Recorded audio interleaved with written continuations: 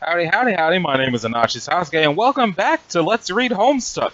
It's been a pretty long month since I got back into this, so previously on Homestuck, this happened.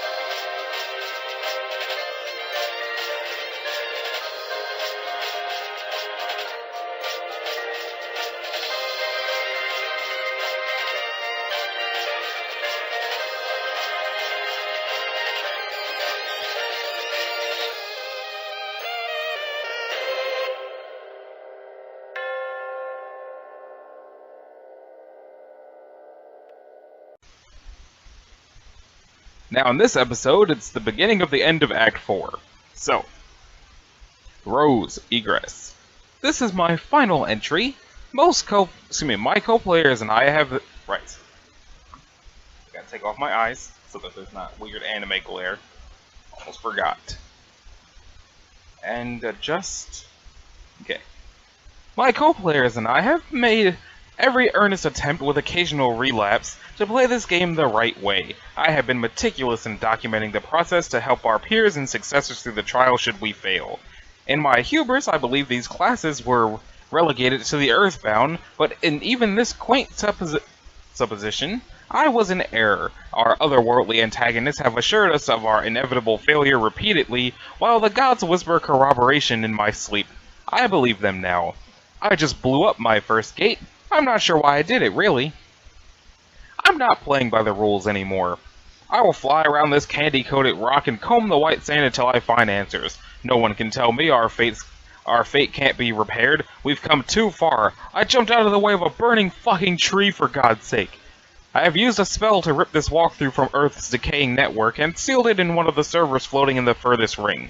The gods may disperse the signal throughout the cosmos as they wish. Perhaps it will be of use to the past or future species who, like us, have been ensnared by Sky's malevolent tendrils. In case it wasn't clear, magic is real. Pardon my egress, you're on your own now. Rose Lalonde. Yeah. I guess that's the server. Hours in the future. The war-weary calls another broken planet home, another cloth his garb. Land and rags fit for the wayward. A villain becomes a vagabond. The recent past is recalled. An accursed mascot is located among the fallen brethren, its visage reviled. A rag of souls drips from the heavens, its owner a mystery.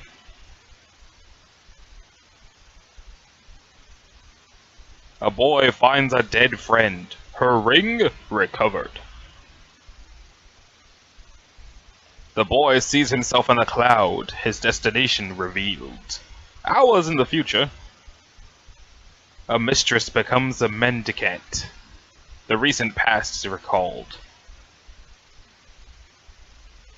A communication device is borrowed, a rendezvous arranged. The Slayer is summoned, the collateral presented. The droll is beckoned, the bargain honored. The boy finds the castle, his courier's path crossed. Boof! The mail is delivered, an obligation satisfied. The package is opened, letters read. John! From what I hear tell, you've been through a Bit of an adventure by the time you're reading this. That's so great. I love adventure, and I would bet my bottom boom buck you do too. I think we're birds of a feather, John. I'm pretty eager to meet you. Oh yeah, I should have mentioned we are going to meet someday. I hear you like movies, is that right, John? I love movies too. Have you ever seen Weekend at Bernie's? It's so freaking hilarious. It's hard to talk to Jade about movies because she doesn't really know about movies, but I'm sure you know that. Boring. Ah, just kidding, Jade. You know I love you, and I think you're a blast. Okay, speaking of Jade, we spent quite a long time working on this present for you. It was a big team effort. Okay, I had to do quite a lot of arm twisting to get her to go along with helping me make such an oddball present for you, and so well in advance. But I had my arm sort of twisted myself to get this going in the first place. But then she came around to the idea because she can see the future. Pretty amazing if you ask me. It'll all be clear later. Gadzooks, with all this arm twisting I've been getting a good workout. We should wrestle when we meet, John. I love to wrestle, but I don't get a chance to wrestle with anyone that much. Do you like to get into fisticuffs, John? Scrums and whatnot? Me too. Anyway, you should listen to Jade from here on out, John, because she sure seems to know what's best for you. Whatever your adventure throws at you, I'm sure she'll tell you that you can handle it. She believes in you. There is another page to this letter.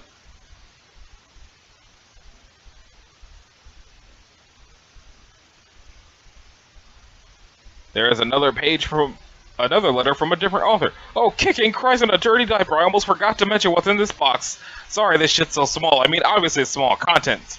Royal Derringer. Quills of Echidna. Something something. Crosshairs.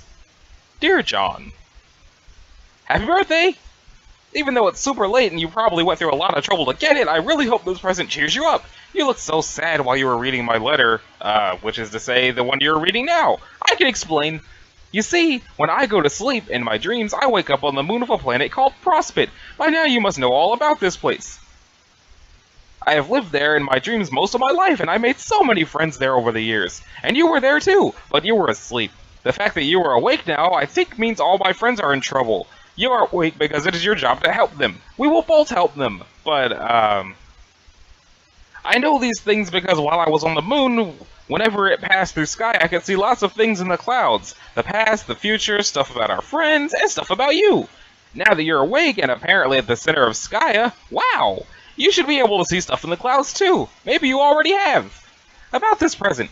My pen pal helped me work on it. He included a letter too. He's really funny and silly. I like him a lot, and I think you would too. It took a long time between the two of us, and I'm sure the present looks like a fun and completely ridiculous thing to get, but it is also really important. You are getting it exactly when you need it most. Maybe that's hard to believe, but it's true. I saw it happen already. I don't see everything, John, and I definitely don't know everything that's going to happen, but when I do know something, I always try to do my best to help people in the future. When I'm supposed to, that is. You'll get the hang of it. John, I'm really looking forward to seeing you when you wake up. It's been nice playing with my Prospit and friends and all, but also kind of lonely knowing you were in the other tower sleeping and having lousy dreams. I'm not even sure where I am when you're reading this, but I'm sure I'll make it down to where you are soon. Geez, how did you get down there? Oh, well, I'll find out. I can't wait to fly around the moon with you and show you all my favorite places. It'll be so much fun. Jade. Jade is dead. That's a sword. A boy's grief is interrupted, his ring sought. The toy has taken a new master, the tactician, a misstep. Check. Hours in the future. A regulator becomes a renegade. The recent past is recalled. A temple is fled and soon revisited. A nearby laboratory is also revisited, its satellites dispatched. Poke poke. A sleeping boy is found, rumbling, ominous. The lab is in flight, its exits inoperative. Another public servant makes a sacrifice, a citizen's safety secured. The tyrant is retreating, a battleship landing.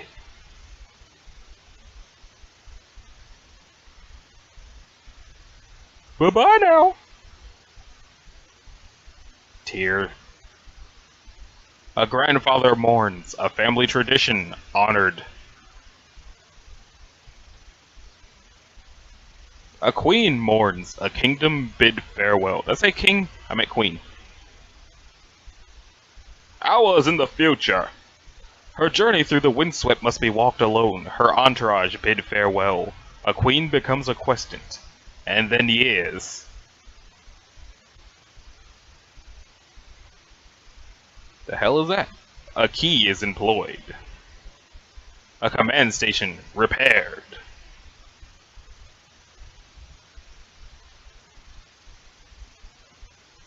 Hello!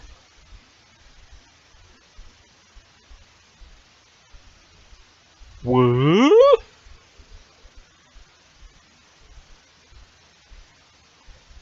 My computer's making whining noises. Da da da da da da da.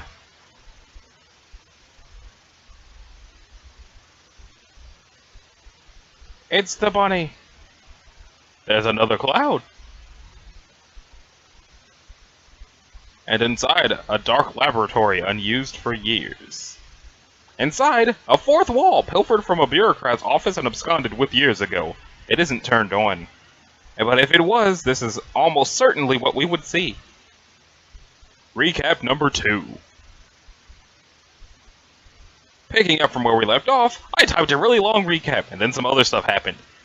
GZ helped John fly to the second gate, which took him to Rose's world, Lolar. He crashed into Rose's room where he found her asleep. He snooped through her room and Dave tricked him into giving them the code to duplicate Rose's writing journals. John opened the package Rose made for his birthday. It contained the bunny from Con Air, the same one John got from Dave, but older and dirtier and modified with Rose's knitting. She'd had the bunny since she was very young. John leaves Casey the Salamander, Bubbles Viceroy von Salamancer, in his room. He briefly speaks with GA from Rose's computer and pretends to be Rose. She believes he is, triggering a convoluted series of conversations between her and the real Rose in both the past and future in no particular order. GA gets help with her computer from TA, and time to see Rose at her computer having woken up. Before she woke up, Dream Rose was awake on Durst's moon. She now had memories from her future self's doomed alternate reality. She flew to Dream Dave's tower and got his attention with a ball of yarn, causing real Dave to fall asleep. They had a dream dance party. Dream Rose threw Dream Cow out the window. Bro's rocket board caught Dream Cow. AR followed the board and Cow to a transportalizer on Durst, which led to a meteor lab in the Vale. Meanwhile, on Lolar, Rose's mom defeated a huge monster. The pony Maplehoof followed her and collected the grist windfall. Both mom and the pony then transported to the meteor lab. John's dad found a clean hat John had deposited in a parcel Pixis. Dad followed Jade's grandpa, who was carrying John's Sassacre book, into some ruins. They both transported to the meteor lab too. Meanwhile, John used the grist collected by the pony to make a normal-sized version of a giant hammer, Fear No Anvil, which Dave Sprite gave him the code for. Dream Rose saw John on Dream Dave's computer and woke up. She went out to see him, but he had already blasted off. He took the mutant kitten, Vodka Butini, Dr. Meowgan Spengler, with him. John found the ruins that his mom and the pony went into. He went in and killed some powerful monsters with his new hammer. He transported it to the meteor lab as well. In the lab, he found no one except the pony. Some other stray items were on the floor. Dad's dirty hat, the Sassacre book, Dream Cow. He found some apparatus used to genetically engineer foot soldiers and agents for the White and Black armies from chess piece DNA. He also found a junior ectobiologist lab suit and a series of terminals much like those the exiles would find in the far future. He would use this apparatus to create paradox clones of himself, his friends, and their guardians. Meanwhile, AR surfed Rose rocket board to a different meteor containing the Frog Temple that would later root itself near Jade's Island. Inside, he found the same time capsule she would find later. He also found some more lab equipment used for ectobiology. This equipment would soon be used to create Becquerel, a mutated combination of the genes from an ordinary dog in the early 20th century and the DNA code in one of Rose's journals. AR hides in the lab when he hears one of Jack's henchmen, the Draconian Dignitary. DD is carrying Rose's duplicated journals, which he stole from Dave, and Dave's beta which was used as a bookmark. He discards the beta into the time capsule. Millions of years later, from the capsule's perspective, Jade would retrieve the beta and use it to connect with Dave, allowing him to enter the medium. Dave created the journal duplicates after an extensive alchemy binge. Rose, too, had a similar alchemy session, and both kids upgraded their weapons and gear. Rose made a pair of Vito wands crossed with her grimoire and took up the art of dark magic. She used this magic to burn her journal, thus destroying the genetic code. She was advised to do so by the gods of the Furthest Ring, whom she was now able to communicate with in her dreams. The gods live far beyond the Veil and advised the children of the moon Durst, and served as the counterpart to the role Sky plays for the children of Prospect's moon. They deemed the code, which would inevitably be used to create Becquerel, to be dangerous. Dave decided to destroy his copy too, but when he went back to his room, he discovered they were stolen. He also found his own dead body, which was apparently him from the very near future attempting to go back in time and stop the thief DD. Dave decided not to attempt any more time travel and dispose of the body. GC discussed the matter with him and pledged to help him by telling him his future along the way so that he would not have to face the death of more future selves or suffer the sort of embarrassment he went through while entering the medium. Previously unseen, the way Dave entered the medium was as follows. As a large meteor was bearing down on his city, Dave climbed to the radio tower on top of his building with his broken sword in hand to reach the nest built by the crow sprite.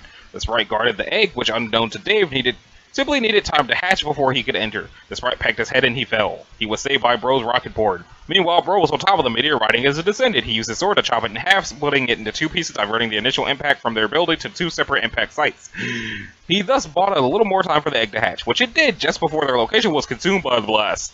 On Prospect's moon, PM prepared to depart from the battlefield at the center of Skya to seek the King's counsel on what to do with the Queen's ring. She was tailed by another of Noir's lackeys, the courtyard droll. CD picked her pocket and stole the ring. PM departed via shuttle to Skya. Dream Jade then clobbered CD and recovered the ring. She tried it on, but its power has no effect on humans. Later, CD would travel to the battlefield and continue tailing PM. The battlefield is a planet at the center of Skya. It undergoes a transformation with each player that enters the medium and each new prototype kernel introduced. It starts as a simple 3x3 chessboard with two kings in perpetual stalemate and expands to a larger board and more exotic collections of pieces with the first player entering. Then it becomes a much larger cube with the second player, and then an even larger sphere with oceans, trees, mountains, pastures with the third, and presumably will transform again with the fourth. The armies of the Black and White Kingdoms duel there. Soldiers are airlifted from meteor facilities in the Veil to supply the manpower. Enormous mutant chest-like monsters stalk the landscape. The two kings command their armies from the field. They each have a scepter that serves a similar purpose to the Queen's rings. When activated, a scepter causes a king to be a giant and bear the properties of all the prototypings. A king is able to deactivate a scepter to hand it off to another so that they will not be affected in that way. When the Black King captures the White King's scepter, the reckoning begins.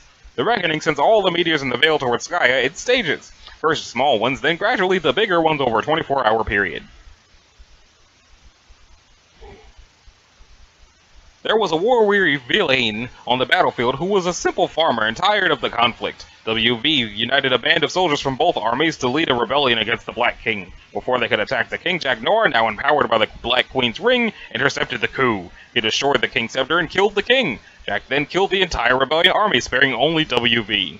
Perhaps to leave a survivor to tell the story, or perhaps out of respect for a fellow mutineer. Only he knows. Meanwhile, PM met with the White King. He disabled his scepter and gave it to her along with his crown. PM now had the crowns of the White King and Queen and the White Scepter, but discovered she had misplaced the White Queen's ring. Jack's muscle, the hegemonic brood, had been tailing the White King. HB then followed PM and attacked her. She dropped the scepter off a cliff. She would regroup and chop off HB's head with the red sword Jack gave her to kill the White Monarchs. CD, who had been tailing both of them, recovered the White Scepter and delivered it to Jack. Jack used it to initiate the Reckoning and would proceed to go on a more extensive rampage, devastating the battlefield and Prospect. Back in the Meteor Lab, John began the ectobiology session, which appeared to have been prepared for him in advance by the Guardians who had just been there. The four monitors were all locked onto the kids' Guardians at certain points in time, each on the day of one of the kids' birth. On Jane's birthday, Nana was locked onto in John's backyard John's neighborhood by the Betty Crocker factory. The meteor-carrying baby Jade crashed into the factory and destroyed it. Her grandpa, the owner of that factory, would adopt her. John's dad witnessed and would spend years investigating. On Dave's birthday, Grandpa was locked onto while he was on his yacht, pioneering the island for the first time. He was sailing with baby Jade. Overhead, there was a meteor carrying baby Dave, which would crash into Bro's favorite record shop. On Rose's birthday, Bro was locked onto as he stood over the crater where he would find baby Dave. He would give him a tiny pair of pointy shades. Overhead, there was a meteor carrying baby Rose, which would land in a lake and destroy it. Rose's mom would retrieve and adopt her. Months later, on John's birthday, Mom would bring Rose to John's neighborhood to investigate the destruction of Grandpa's factory and related stellar phenomena. The target was locked on to her. Dad came out of the family joke shop to greet her, leaving Nana inside. The meteor carrying the baby John destroyed the shop, killing Nana. Dad would adopt John, and Rose's mom disappeared. Dad retrieved her scarf and filed the clue away for his ongoing investigation. John attempted, unwittingly, to purify all four Guardians, but since removing them from these moments would have caused a paradox, he instead paradoxified their ghost slime imprints. This slime was collected into two pairs of containers. One pair collected Nana and Grandpa's slime, the other pair collected Mom and Bros. The device then created baby paradox clones of the four Guardians. These babies would then later be sent back in time to become those Guardians themselves. Once the four clones were created, another sequence activated. The two pairs of slime tubes emptied into vats below. The Nana Grandpa slime mixed together, and separately, the Mom Bro slime mixed together as well. An additional 4 Paradox clones were created from those 2 slime concoctions. Baby John and Jade were created from the Nana Grandpa slime. Baby Rose and Dave were created from the Mom Bro slime. These 4 babies would also go back in time to become the 4 kids via meteors in the sequence and on the dates listed below. All 8 babies would each ride their own meteors launched from the Veil after Jack started the Reckoning and into the defense portals deployed by Sky to protect itself. The defense portals all each led to Earth as Sky defends itself in a way by sacrificing Earth. While most meteors are sent to the time period when the kids began the game, many lead to a number of different time periods, some 13 years prior to the game used by the kids, some nearly a century prior, used by Nana and Grandpa, some millions of years ago, used eventually by the Frog Temple meteor, and some to the far future, used by the Exiles. And all 8 of them would travel with an object or animal. John with his Sassacre book, which would become the much older-looking family heirloom stored in Dad's safe, with Nana Sprite's inscription to John on it. Rose with the dirty bunny Dave gave John for his birthday. Dave with the pony, Maplehoof. Jade with the knit-repaired bunny Rose got John for his birthday, which Rose cherished since birth. Nana with Dad's dirty hat. Mom with Mutini, Meowgon. Grandpa with the 2 flintlock pistols, which older Grandpa left behind for him in the lab, which would eventually both wind up in Jade's room, and Bro with Dream Cow, which would later be fitted with a new personalized shirt and would become Real Cow, the same doll that would haunt Dave's waking life and, consequently, his dreams. All of these babies and their items would automatically be transported to their own meteors at the onset of the Reckoning. John made absolutely sure to give Baby Rose and Jade their bunnies when he saw an opportunity to reenact a scene from one of his favorite movies, much to the dismay of a washing car cat. While AR was in the Frog Temple lab, he would see more young Nana and Grandpa's story. On 4/13/1910, exactly 99 years prior to John's birth, Baby Nana's meteor destroyed a bakery owned by Betty Crocker. Nana was adopted by Crocker's husband, Colonel Sassacre, and taken to live in his mansion. 8 days later, Grandpa's meteor destroyed the doghouse belonging to Sassacre's dog, Haley. Haley was elsewhere and was unharmed. When Sassacre and Nana went to investigate the crater, Sassacre was shot and killed accidentally with one of Grandpa's pistols. Haley then showed up, who young Grandpa would tend to pronounce Harley, due to his speech impediment, and would largely serve as their guardian for the next 13 years, with presumably some parental influence from the wicked Crocker. On his 13th birthday, Grandpa would run off with Harley to find adventure. Nana would stay behind, contend with the Batter Witch, and master the art of faking, as well as take up her deceased grandfather's tradition of pranksterism. Harley was locked onto by the Frog Temple's equipment. Dee Dee activated the device and produced a Paradox clone of Harley combined with the controversial Meowco to create Puppy Beck. The spectacle terrified AR, leaving a major impression on him. He would recognize Beck's silhouette carved onto WV's pumpkin years later. The pumpkin commanded his fear and caused him to surrender. Meanwhile, the grown-up versions of Mom and Dad were on board a flying battleship belonging to Grandpa, who piloted it towards Skya. Dad gave Mom her long-discarded scarf from the day he lost his mother and found his son. The two guardians traded gestures of affection. Jade remained asleep through it all, trying to stay on the moon as long as she could until she figured out a way to wake up John. She talked about this with AT, who revealed he preferred his dream life on Prospect more to any aspect of the game and regretted all the trolls' dream cells were now dead. Jade expressed surprise at the notion of dream self-mortality. After Jack used the full power of the ring to devastate the battlefield of the two armies, he turned his attention on Prospect, inflicting severe damage the same way. He then cut the chain connecting the moon to Prospect, sending the moon plummeting through the atmosphere of Skya and breaking up in the process. Dream John, still asleep, fell out of his tower, drifted down ahead of the falling moon. Dream Jade flew to intercept him and spent a moment attempting to wake him before the moon's collision was imminent. At the last minute, she flung Dream John out of the way of the blast radius, but was not able to clear the blast herself. She died. The blast left a massive crater on the battlefield. This was the first thing John saw when he woke up. The death of Dream Jade caused her Dreambot to malfunction and explode, destroying her room. Still asleep, Jade fell from the tower as Beck watched from a distance and an enormous meteor loomed overhead. Elsewhere on Dave's world, Lohawk, Bro dueled with Jack briefly. It was a stalemate until Bro plunged a sword into the large floating record platform they were fighting on. This released a massive energy from the cracks. Bro escaped. Rose completed her final Game Pack's walkthrough entry and used magic to seal it in the server in the furthest ring to be accessed by players in worlds beyond their own. She had destroyed her first gate on the whim and resolved to search the answers to remedy the hopelessness of their doomed session. Meanwhile, Dave entered his first gate, riding into it with his awesome skateboard, Unreal Air. The four exiles arrived on Earth years after its apocalypse, but years before they found their respective command stations. WV wrapped himself in John's stream blanket, which became dirty and unrecognizable over time. He found it along with a Jack-like doll on the battlefield, which formerly sat in Dream John's bedroom, haunting his dreams. WV ripped it apart. PM wrapped herself in a Prospect banner, which too faded in time. AR wrapped himself in the caution tape using his own supply as well as some fresh rolls he was lucky enough to discover near the ruined frog temple in one of Grandpa's old crates. This was after he escaped that same temple in the medium and found the meteor lab in which John slept. That meteor then took off for Skya via the Reckoning. AR taped John to the rocket board and cast him off before the meteor went through a portal, thus AR became exiled. WK exiled herself with an entourage on a royal cruiser and landed on Earth. She departed on a solo quest, leaving her people to their own devices. She discovered her command station, a large egg, broken in two pieces in the large two craters made by Dave's split meteor. She used a key to repair the egg station and teleported it to the present location of the exiles, the Frog Ruins, at night 413 years after the apocalypse of Earth. On the battlefield, Dream John found Dream Jay's body. He was sad and confused and took her ring as a keepsake. Later, Grandpa would land his ship on the battlefield, find and recover her body, and use it to create a stuffed trophy as a memorial, as per the proud family tradition. He would depart in his ship and leave Mom and Dad behind. John saw a vision in a cloud directing him where to go. It was a castle where he could rendezvous with PM. PM, after beheading HB, used his radio to summon Jack.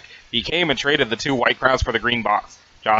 Jay's present to John. He appeared pleased to uphold the bargain, either out of the misunderstanding that he was still under control of its contents, or out of respect for PM's tenacity and brutality in pursuing the prize.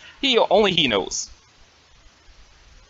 PM delivered the package to John and then left, not thrilled by the trials caused by its recovery. John opened it to find letters from Jade and her pen pal who helped her make the present for him over several years.